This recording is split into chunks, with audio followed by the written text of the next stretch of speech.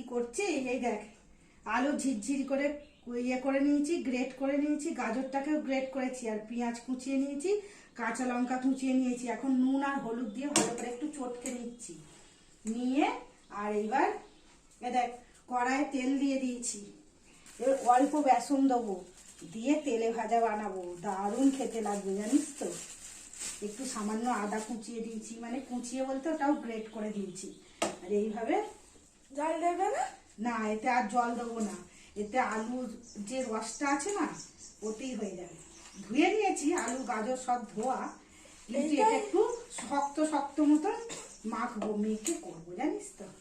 আচ্ছা আমি এখন মেখে নিই, রেডি করে নিই, তারপর আবার আসছি। দেখো তেলটাও গরম হয়ে গেছে, আর আমার এটা মাখাটাও কমপ্লিট। দেখেছো কত সুন্দর মাখা হয়েছে। এবার আমি এইভাবে দিয়ে দেবো।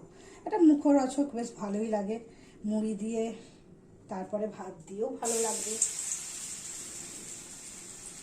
চা দিয়েও ভালো লাগবে। এইভাবে ছোট ছোট করে দিয়ে দেবো।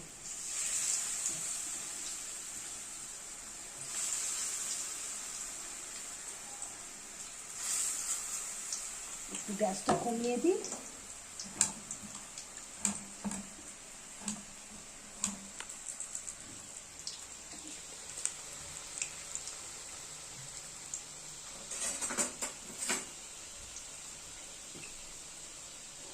এবার আস্তে আস্তে উল্টে দেবো।